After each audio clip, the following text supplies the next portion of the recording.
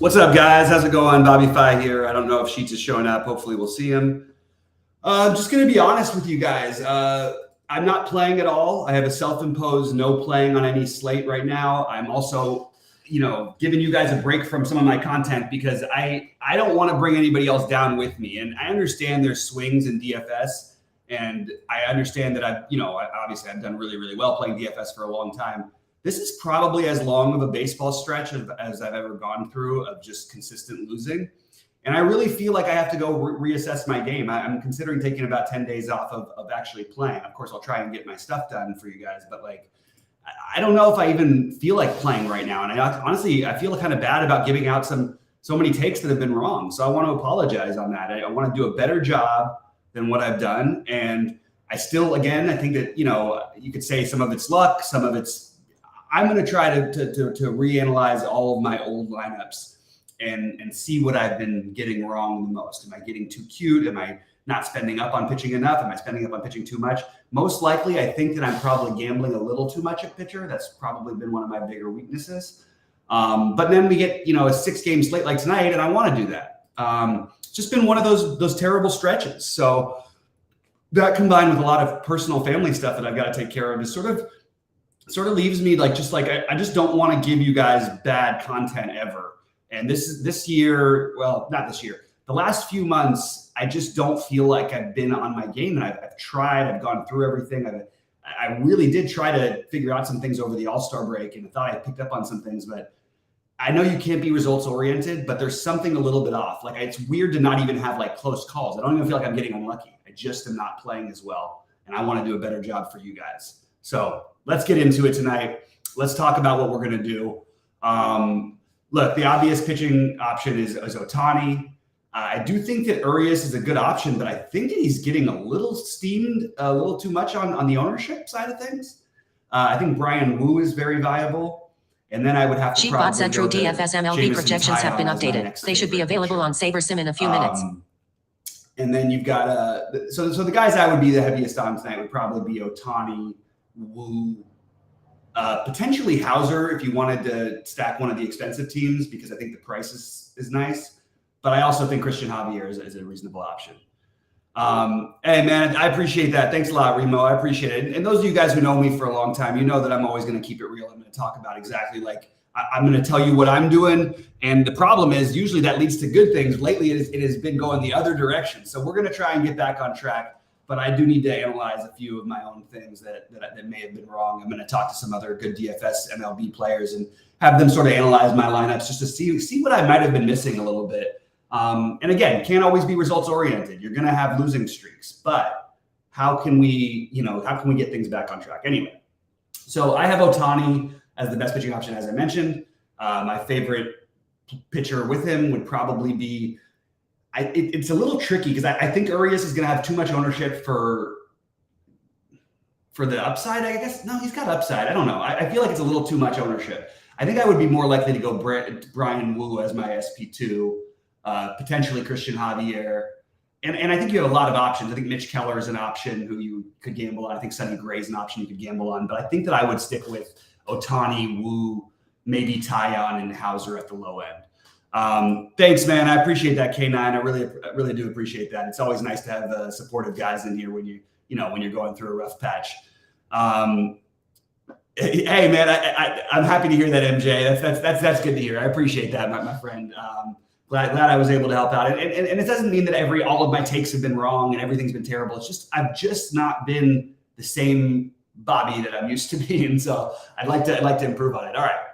Let's talk some stacks. I think it's pretty clear the Dodgers are the best stack on the slate, at least for me. That's what I would be doing. Again, like I said, a self-imposed ban.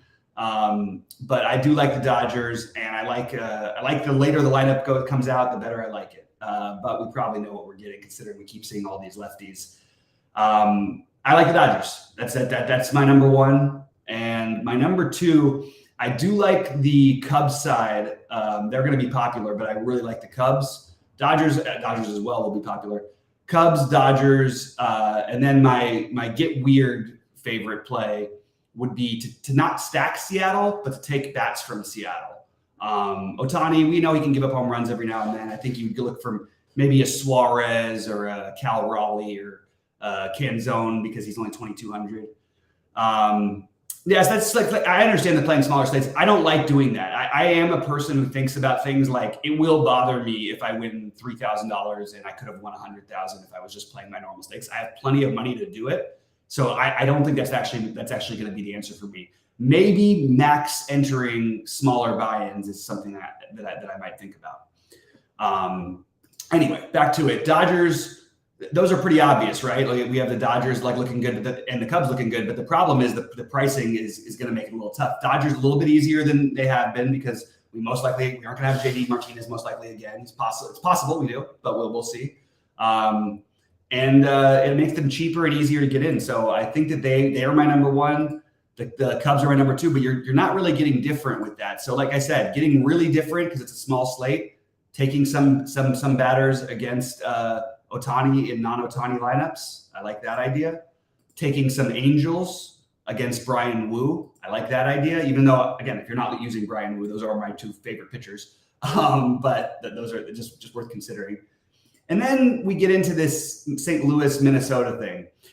Liberatore, I think you could stack Minnesota. And I think that maybe that's one thing. The problem is I just can't get anything all that different. My favorite different game, I guess, would be the Angels in Seattle for hitting, but unfortunately, those are my two favorite pitchers. So just a kind of a tricky slate. I think maybe you could make a case for both sides of the Milwaukee-Pittsburgh game. I know that nobody's going to want to play Milwaukee against Keller. They've been pretty familiar with him. But again, it's just I don't feel really great about any of the stacks. I also don't think you need to stack on a 6-game slate, even though in the long term, maybe that's the right thing to do. I think to try to win a slate, maybe going with a different route would make some sense. I also think that Cincinnati will be lower owned than they're projected for, so maybe you include them. But I still have the Dodgers and Cubs clearly 1 and 2, and then it's a struggle for me to get different. I think I just would stick with the Angels and Seattle as my get different. Maybe not stacks, but complementary stacks. The question is, can you talk yourself into playing the Yankees or Astros? Maybe the Astros could be something we do. Schmidt has been pretty good this season, but you know what? I think I could talk myself into the Astros. You've got 77 degrees in New York, 52% humidity. Nothing crazy or exceptional, but it's a huge upgrade from Houston. I think the Astros are probably my favorite 5-man that's all going to be sub 10%. Put it that way. Anyway, guys, good luck to you all. I hope everybody has a good night. Let's drop in any questions or thoughts. We'll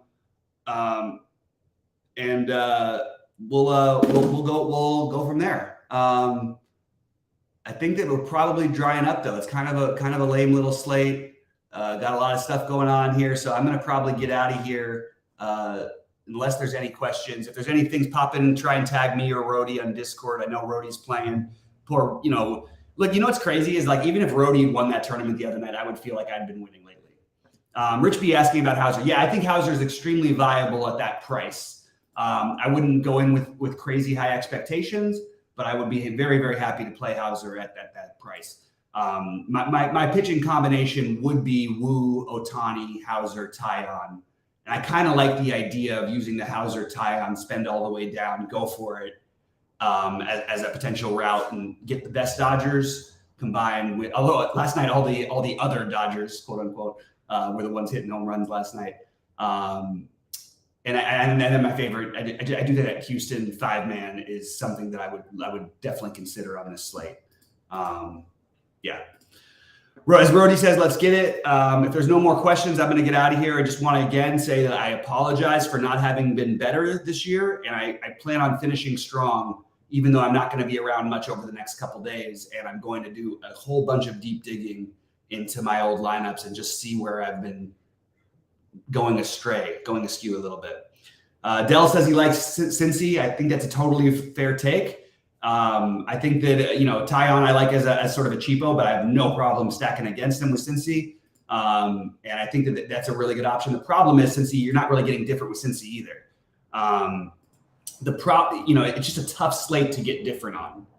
is the best way I can put it. So, all right. If there's nothing else, guys, I'm probably going to get out of here. Let me know if you do have any things that come up, and we'll be in Discord all night. Oh, absolutely, bro. MJ, you know we're killing NFL, and we're going to kill NBA. NBA is like, I don't even care what happens. They're going to go on streaks in NBA, but there is like no chance. I've only ever had one baseball losing year. And it was a very minuscule losing year. This would be my worst year yet.